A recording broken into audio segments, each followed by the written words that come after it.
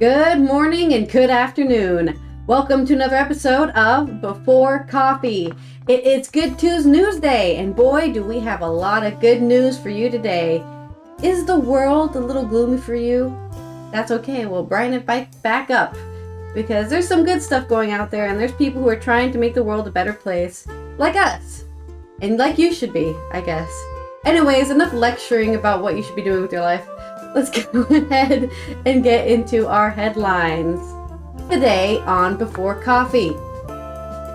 Scientists make potential breast cancer breakthrough after preserving tissue in gel. Instead of taking millions for their land, Texas family makes a park instead. As Zambia's schools take on climate change, one teen is spreading the word in sign language. Romania's rewilded bison are hailed as climate heroes, and India weans itself off coal. The Museum of Homelessness finds a home in North London. The Stories and More is National Memo Day, and if you didn't get that memo, it's May 21st, 2024, and Before Coffee.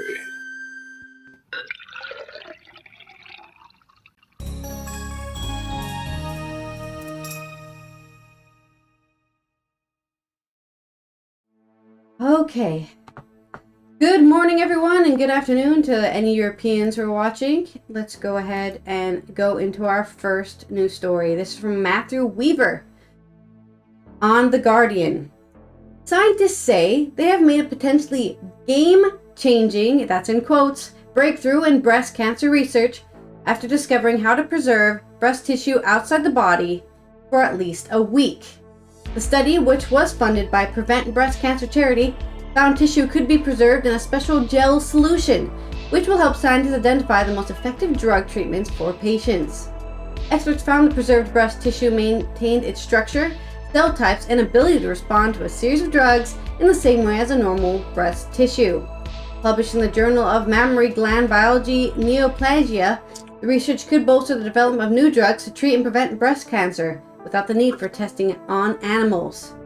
Dr. Hannah Harrison, a research fellow at the University of Manchester, said the discovery would help scientists test the most appropriate drugs on living tissue for the treatment and prevention of breast cancer. She said, there are various risk-reducing options for women at high risk of developing breast cancer. For example, those with significant family history who have mutations in the BRCA breast cancer genes. However, not all drugs work for all women. This new approach means that we can start to determine which drugs will work for which women by measuring their impact on living tissue. Ultimately, this means that women can take the most effective drug for their particular genetic makeup. Whoa. Pause there. Don't want to be a Debbie Downer real quick, but women are not the only people who get breast cancer, and I don't like this exclusive language that the scientist is using. Men get breast cancer too. It's fact, okay?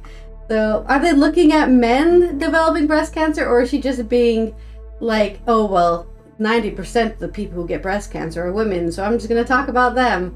No idea. But just a reminder, if you're a man, check your breasts too, because you have them. Okay? Feel a weird bump?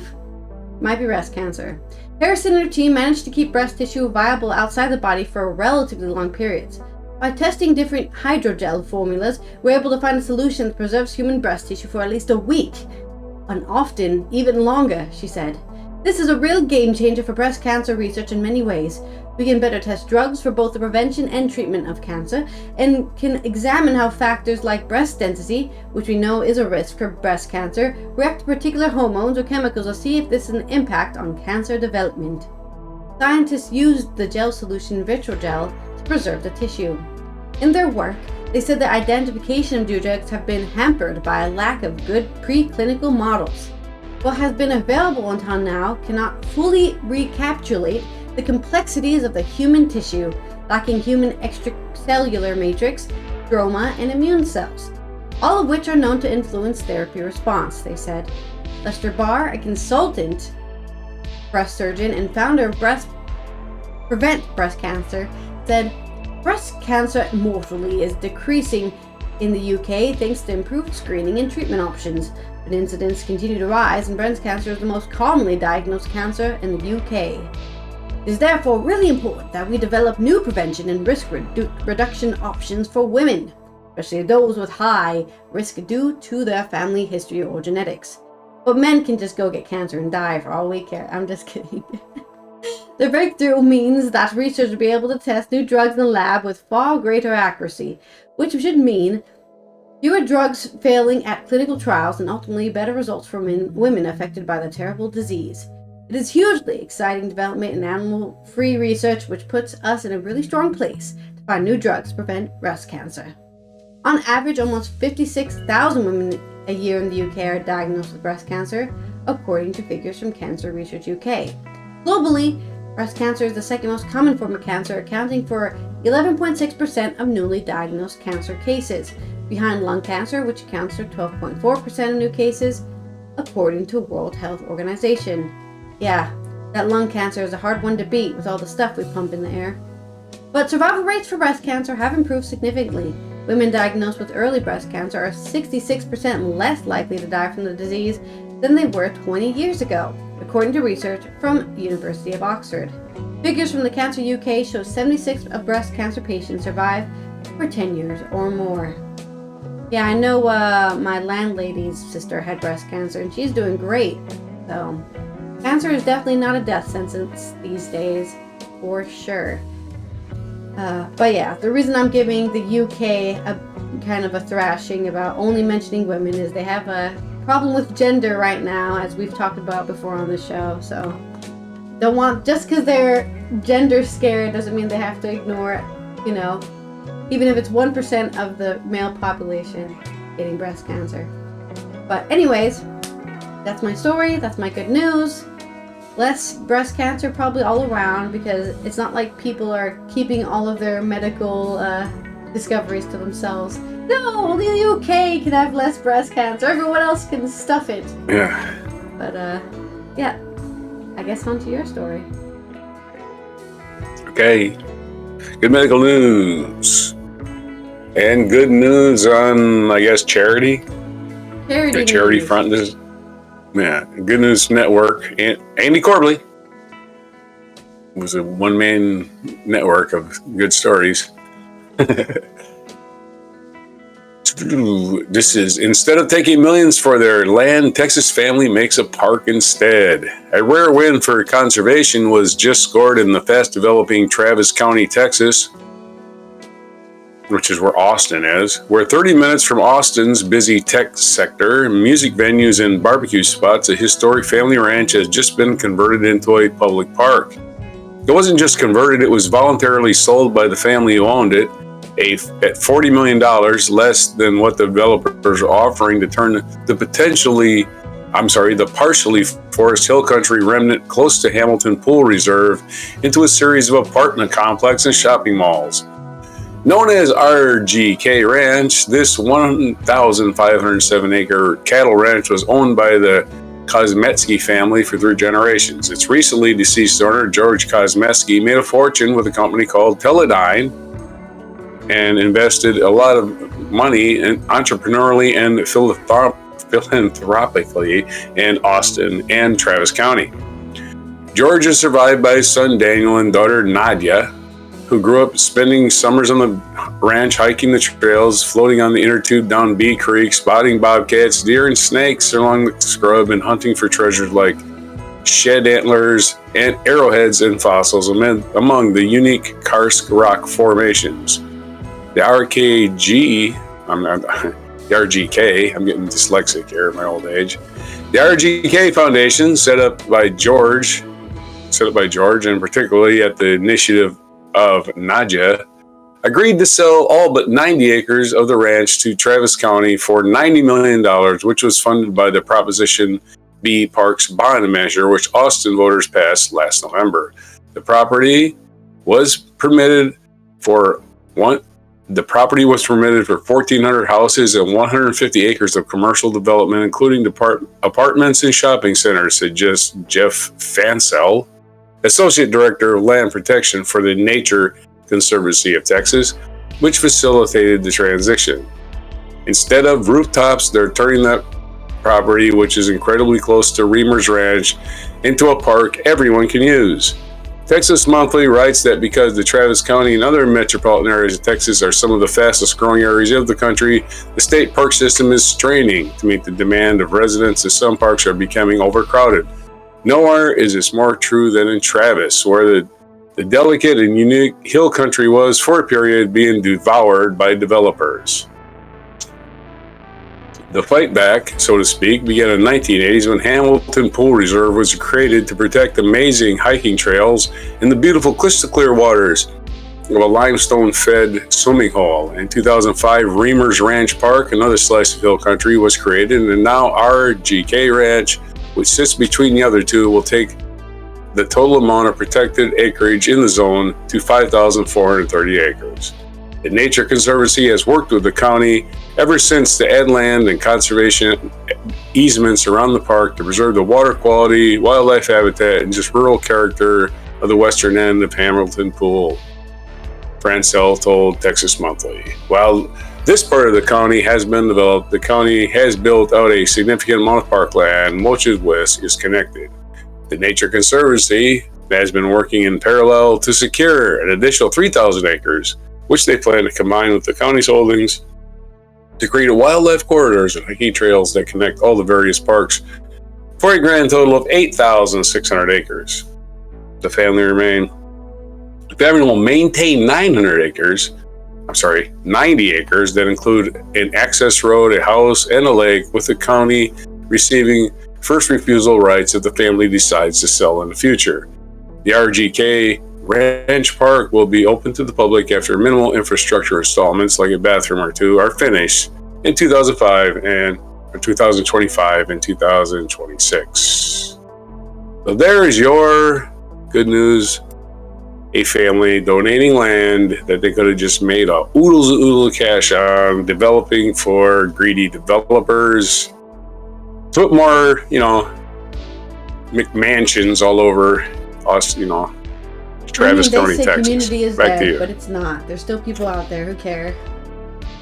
Right. That's back to you. Honestly, really impressive to hear from Texas, which gets a very bad rap. So they're not all bad. I mean, it's a big state, so they can't all be bad. Yeah, right.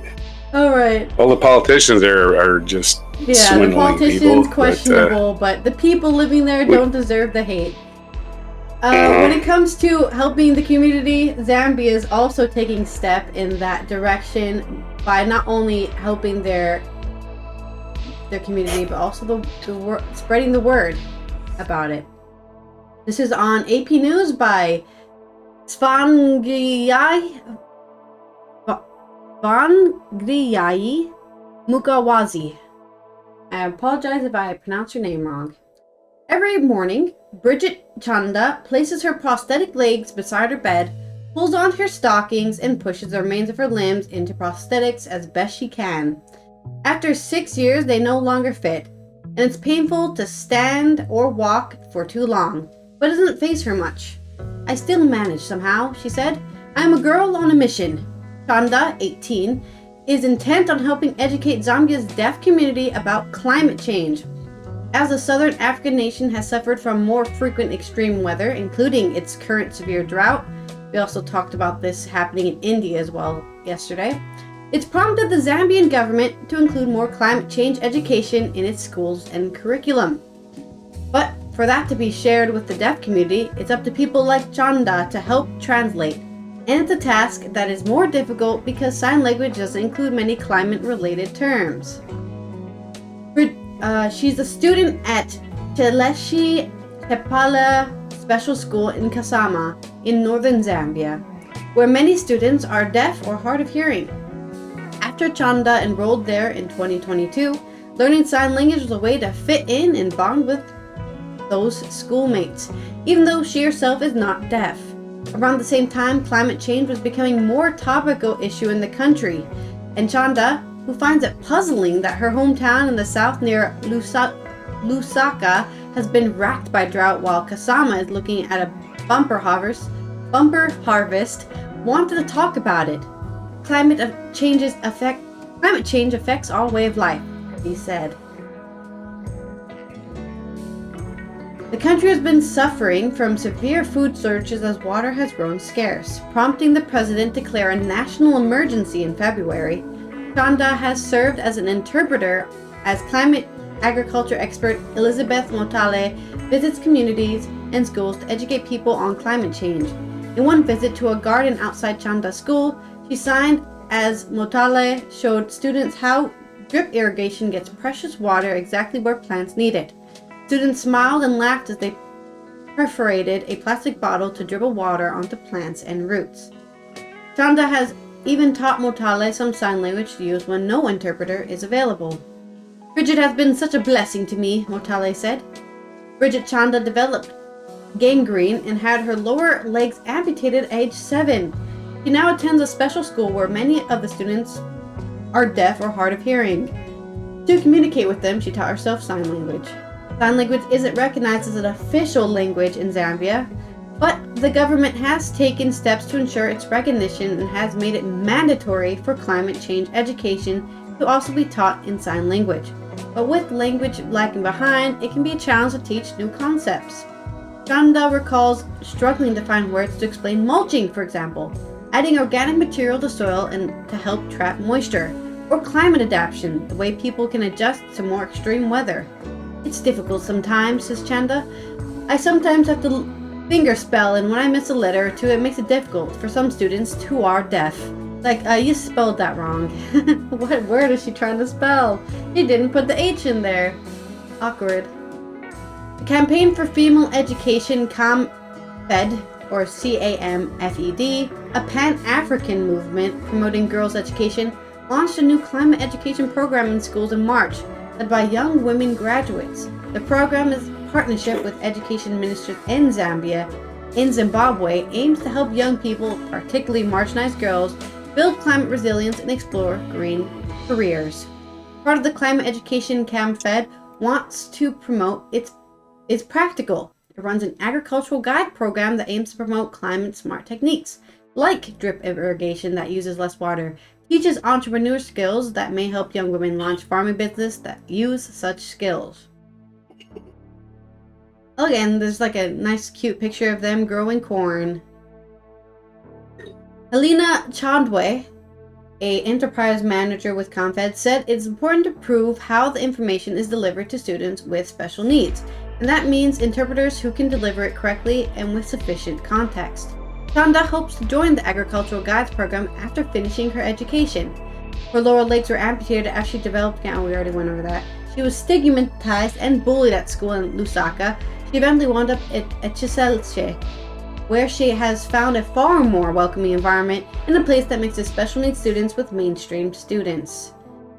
Her prosthetic limbs don't keep her from wheeling a friend, Juliet Nankamba, around in Juliet's wheelchair. The two often sit next to each other in class, sharing books and taking part in class discussions and assignments. Asked about her friendship with Bridget, Juliet smiles, laughs, and flashes a peace sign. Chanda struggles to hold back tears as she describes how CamFed has helped her with her tuition and boarding fees. She was appointed head girl at the beginning of the year, and she said the dreams of one day becoming an orthopedic surgeon, going far away from Zambia to make her mother proud. Wow, isn't that just heartfelt? Not only did she get, what some people consider a handout, but she uses that handout not only to make her life better, but everyone else around her's life better, because she's helping just, keep everyone educated. And as many as your friends are educated, the more you can, conquer the problems in this world. So honestly, it brings a tear to my eye. I can't cry on camera because I get embarrassed, but I would if I. Oh, just go ahead and cry. Get embarrassed. I would be so what you're saying? Because it's so nice. Sorry. So you're saying she lost both of her legs, and instead of feeling bad for herself, she learned sign language to help other people. Exactly. She didn't let anything stop her, and that we need more of that attitude in the world. Don't let life get you down, but instead raise life higher, I guess. Right. Instead of worrying about all the crap that happened to you, look, you count your blessings or whatever. She might not even have any blessings, right? Yeah. In a place that appreciate historically doesn't even have education for women, and she takes full advantage of it. but she can hear, and she appreciates the fact that her ears work, and she helps other people. Awesome. Okay. More awesome news, I guess. This is my story. Yep, you're free to go. Oh, I sent you a link, by the way. Okay. All right. Having to do with today's this day in history. Oh, okay. So here's some other good news. Romania's rewilded bison hailed as climate heroes. This is from positivenews.com. I'm sorry, www.positive.news is the website. A herd of reintroduced bison in Romania's Tarcu Mountains are drawing down 2 metric tons of carbon per year, equivalent to taking around 1.8 million cars off the road. That's according to modeling by Yale School of Environment, US, whose research is the latest to highlight the potential of rewilding to fix the climate. Through grazing and browsing, bison create conditions for a range of carbon sequestering plant and animal species to survive. Excuse me. Yale researchers used their model to assess the climate impact of 170 bison, which were reintroduced into the Tarcu Mountains. They estimated that the animals sequester around 2 million metric tons, I imagine, because it's spelled TONNES, of carbon per year. Allowing a comeback of nature will significantly increase the drawdown of carbon from the atmosphere while bringing back functional ecosystems, said Carl Wagner, Maryland. Man. Carl Wagner, MD, that means medical doctor, I guess, of Global Rewilding Alliance, which supported the research. We look for expensive, unproven technological approaches when a natural and cost-effective solution is at hand. So, bison being reintroduced to fix the climate. There's an extensive article on this now let's see. Let's go back to that article I just clicked off.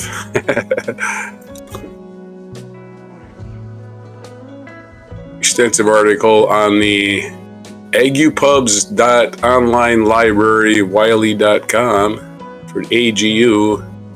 There's a massive article on this, which probably takes about 45 minutes to read. So we'll move on to the next article from positivenews.com, which is where India is trying to reduce its carbon emissions by weaning itself off coal. India, for the same website, positive.news, India has been something of a laggard in the race to quit coal, but that could be changing. Data published this week showed that the first time since the 1960s, coal accounted for less than half of India's electricity supply for the first 3 months of 24. The decline mirrors a global trend, which demand for coal in G7 countries plumbing record lows in 23, levels not seen since 1900, said Institute of Energy Economics and Financial Analysts, which led the research. India has shot up to 3rd place in the world's solar power generation rankings, behind only China and the US. Well, they need to be 1st place because they got the most people, according to the recent research. Still, with nearly half of its electricity coming from coal, there's a way to go. There you go. There's your quick stories on good news. For good news, Good News Day. Back to you for more good news in the culture section. Yeah, we are talking about. Wow, those were really short compared to my really long expose on Zambia, I guess. It probably took 5 minutes. Yeah, it's still good. No, for my culture segment, of course, we're talking about homelessness, or the Museum of Homelessness, finding a home, which I think is in a little bit kind of funny and ironic, because, you know, the one place, I'm sure they wrote the headline like that on purpose. This is from Euronews Culture, by, who wrote this article? Tell me your name. Elise Morton. Opening to the public on May 24th, the North London Museum for the first time is in its own permanent home. For the first time in its own permanent home is flipping the script on homelessness. At least 309,000 people are homeless today in England, and that's only England. They're not even counting Scotland or Ireland, according to the end of year statistic from Housing and Homelessness Charity Shelter. The situation is most profound in the capital, where a staggering 1 in 51 people are homeless. Yes, famously walking down the streets of London, you will see a lot of people basking for money. These sobering figures underline the acute issue that homelessness presents, particularly in London. It's fitting then that what organizers called the world's first Museum of Homelessness would find its home in the city.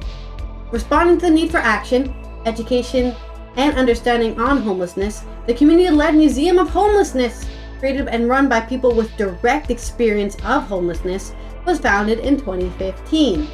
It's only this week, though, that the Social Justice Museum, which has long been contributing to research, collaborating with artists, and holding temporary exhibitions, launches its permanent location, a gatekeeper's cottage in North London's Finsbury Park. Finsbury Park has a great tradition of social activism and diversity. It was originally built to provide green space for London's poor residents. Matt Turtle, who founded Museum of Homelessness with his wife Jess, tells Euronews Culture. We are very lucky to have put down roots here because finding any kind of space to create a project like this in a city like London is extremely difficult due to astronomical rents and gentrification.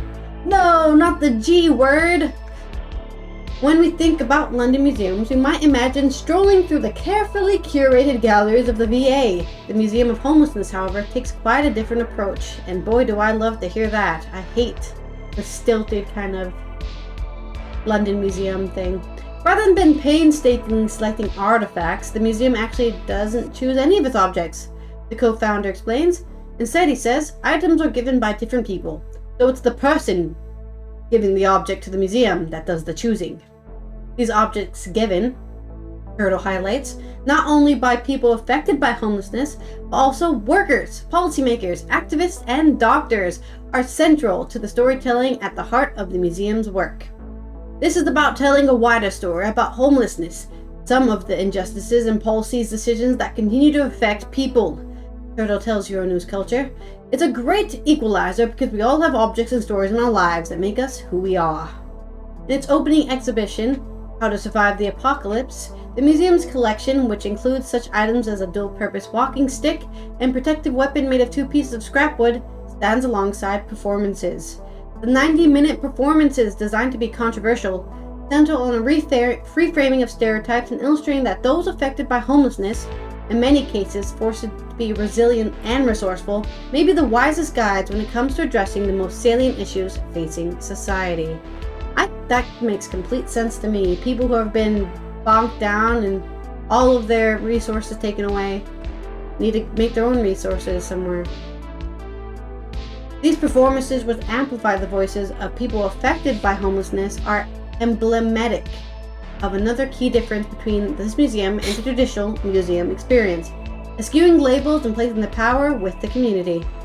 Very interactive, and we don't go for label panels or written text to define the meanings.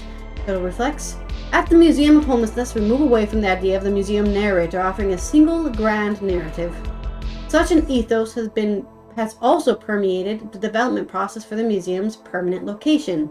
The site has been developed by people affected by homelessness in the wider community who live locally, the co-founder is keen to point out, stressing that no architects have been involved. There's an exclamation point, so that's why I yelled. Instead, from laying paths and restoring ponds to internal decoration, it's all been a community effort.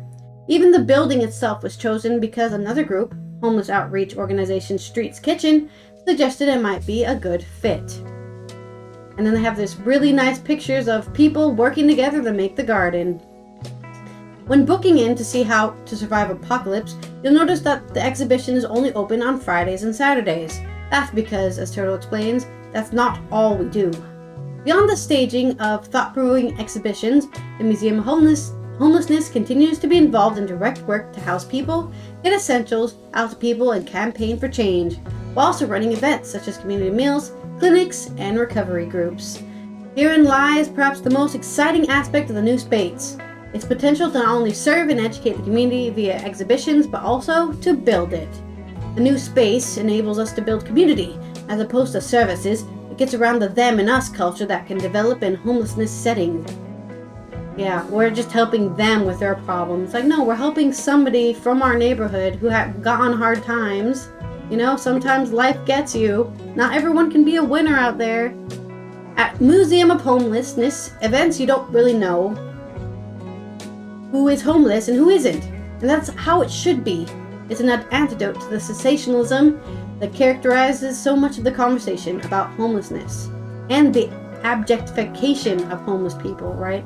Instead of them being just another human being, they get turned into this little scary object that's coming to get you. But the Museum of Homelessness is breaking down all those stupid ideas and saying they're just people, and that's right, because they are just people. I do find it interesting that the UK still uses the word homeless, because I know the US was trying to use a different word. I can't think of what it was. Houseless? Houseless. Yeah, houseless, because like they have homes, they just don't have a house. But right. Homeless, like having a home is a very broad meaning word, right? It doesn't just mean a house. It means a lot of things, right? So, because the idea is if you're homeless, you don't even have a family member who will take you in, you know? You don't even have a friend who will let you sit on their couch, right? That's even more sad, in a way. But that depends on... You can check out the How to Survive the Apocalypse every Friday and Saturday in North London from May 24th to the 30th November. So you've got the whole summer, really, and most of the fall to check that out. Go see what it's like and get some tips on surviving the apocalypse, I guess, because they have them all. In a way, becoming houseless is an apocalypse of its own, because there's a lot of things that are tied to your house that you just don't get access to anymore. So. And then there's the lifestyle that people actually enjoy, which is being a vagabond. The van life people, yeah. Yeah, exactly. I mean, maybe they don't enjoy it, but they're doing it, and they can afford it. And I mean, let's be honest. Who wants to pay a landlord every month who doesn't even help you repair mold or something? You know, there's this girl on YouTube I saw that she got into a shitty contract because she's young, so she didn't know any better. So you know, people make mistakes. But she got in a shitty contract with the landlord. Her house is full of mold, black mold. And the landlord won't do anything. And she's stuck with the contract for a year. So instead of being homeless and still having to pay rent to a place that will kill her, she spent like a whole month just cleaning it herself because her landlord won't even do it. She's contacted the police. She's contacted everybody. Well, you can send them the bill. So she has to do it herself. And, take them to court. Some people would choose to rather be homeless than have to deal with, you know, black mold and mildew in their house and slowly dying. So. I think Americans are predisposed to being wanderers just because they all came from someplace else. Maybe, yeah. Right? The Europeans stayed put, right? For the most part, right? They were happy. They stayed there. Well, that's, I guess that could also go into our ideas of individualization, and that Americans are definitely more independent. There's not a lot of European cowboy movies. They had to be. Actually, there are. I mean, I don't know why. But I'm just saying, obsession with cowboys. Really riding the range of Romania, I suppose, can be romantic, but yeah. I mean, the Roma are always been traveling people of Europe, so you can make some Roma movies. Definitely. So we're just talking about Romanian or rewilding of the buffalo, the bison. All right, this day in history. In 1542, Spanish explorer and conquistador Hernando de Soto, the first European to discover the Mississippi River, died and was buried in the river in Louisiana. Wow. How do you bury somebody in a river? Don't you just float downstream? Maybe they just threw him in the river, huh? Good old and ended up in the Gulf. Blocks on the feet, I guess. Ended up in the Gulf of Mexico. And as a raft. I don't know. 1844, French painter Henri Rousseau, the archetype of the modern The archetype of the modern naive artist, Known for his richly colored and meticulously detailed pictures of lush jungles, wild beasts, and exotic figures, was born in Laval. So if he was alive today, he would be painting those wild bison in Romania. 1856, on this day during the small civil war known as Bleeding Kansas, a dispute over control of the new U.S. territory of Kansas under the doctrine of popular sovereignty, the town of Lawrence was sacked by pro-slavery mob intent on destroying the hotbed of abolitionism. Imagine being part of a pro-slavery mob. What kind of a scumbag are you? Well, Good I wouldn't Lord. be, because I would probably be What the one getting what chased a down the street, fucking so. loser. What a bunch of fucking losers. Pro-slavery mob. Imagine being pro-slavery. Yeah, we need to own people and put them in bondage. That's a good thing. Morons. Fucking morons. Honestly. You escaped England. Your ancestors came from England to get rid of bondage just so you could put other people in bondage. You stupid bastards. 1871, the Commune of Paris revolted against the French national government under Adolphe Thiers, beginning a week of violence known as Bloody Week. Doesn't sound like fun. Bloody Week. 1881, Clara Barton founded the American Association of the Red Cross. Later, the American Red Cross. In 1921, Soviet nuclear theoretical physicist and human rights advocate Andrei Sakharov was born who won the 1975 Nobel Prize for Peace, was born in Moscow. Happy birthday, Andrei Sakharov. 1932, I think he was locked up for most of his life. No? Once he became a advocate for peace. 1932, American aviator Amelia Earhart became the first woman to pilot an airplane solo across the Atlantic Ocean. On this day, 1932. 1972, Michelangelo's Pieta, a sculpture depicting the Virgin Mary supporting the body of the dead Christ, was attacked and badly damaged in St. Peter's Basilica, Vatican City. Somebody attacked the statue. Okay, you're kind of stupid. In 1991, Indian politician Rajiv Gandhi, who served as the country's prime minister, was assassinated in a suicide bombing attack. After they were prime minister, because they were prime minister from 84 to 89, and he was attacked in 1991 and killed.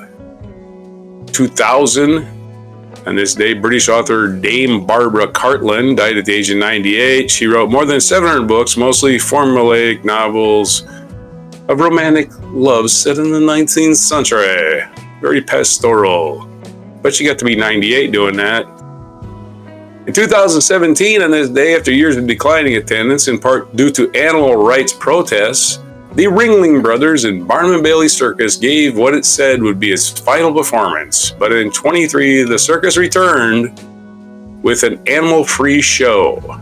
So no more, still got a circus, just no elephants and no dancing bears that are like, I really hate my life. I'm a bear. What am I doing riding a unicycle? You know.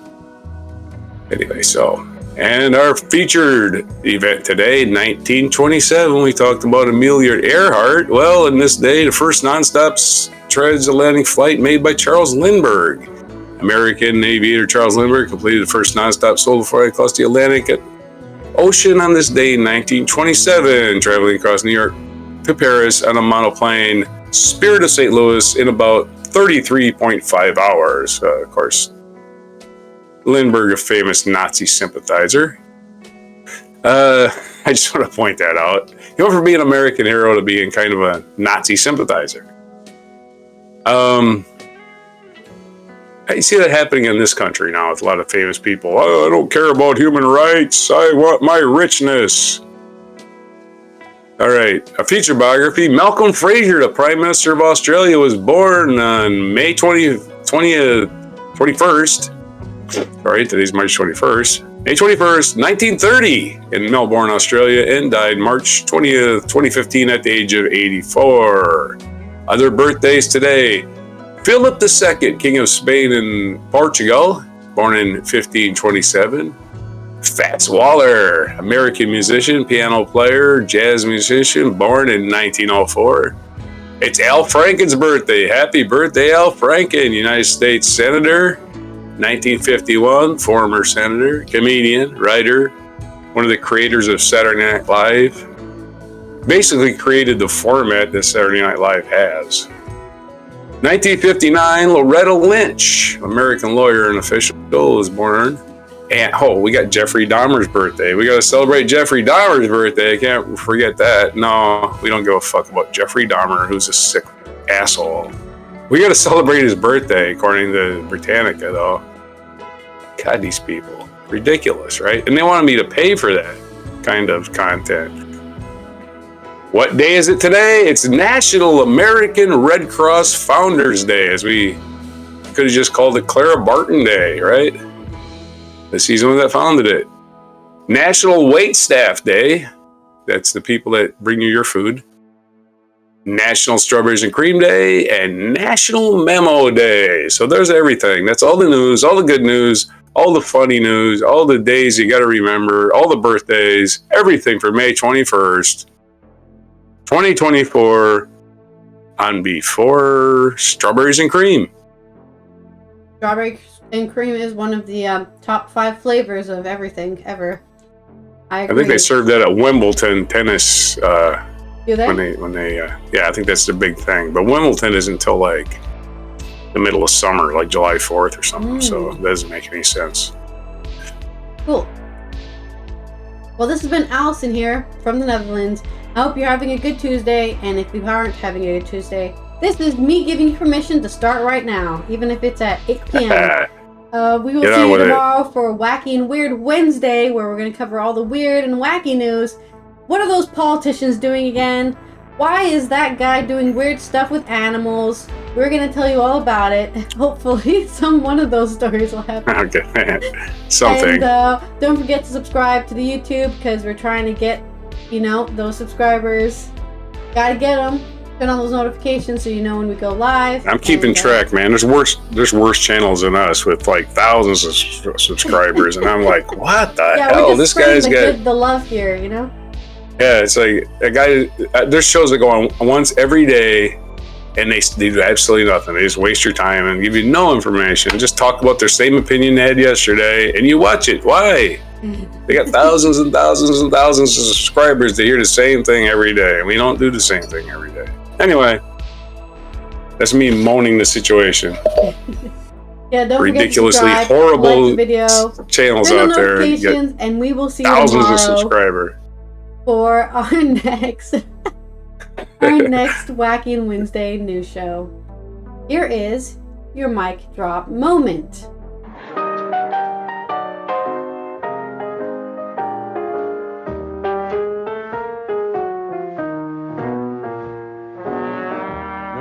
To talk with all by myself, no one to walk with, but I'm happy on the shelf. Ain't misbehaving, saving my love for you, for you, for you, for you.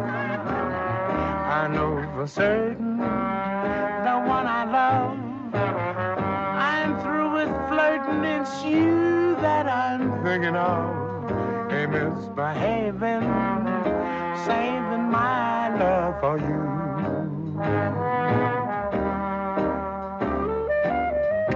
Like Jack Horner in the corner, don't go nowhere. What do I care? Your kisses are worth waiting for. Believe me, I don't stay out. Well, thank you. No place to go. I'm home about 8, just me and my radio. Ain't misbehaving, saving all my love for you.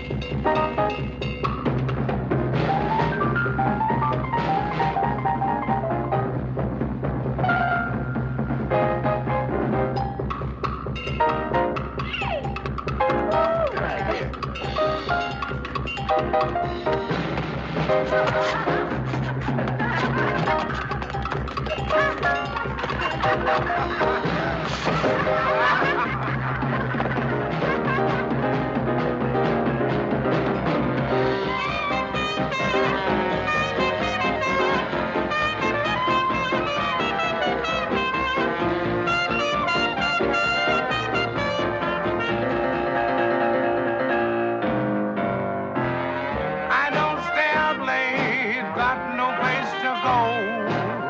I'm home about 8, just me and my radio. Ain't misbehaving, saving my love for you.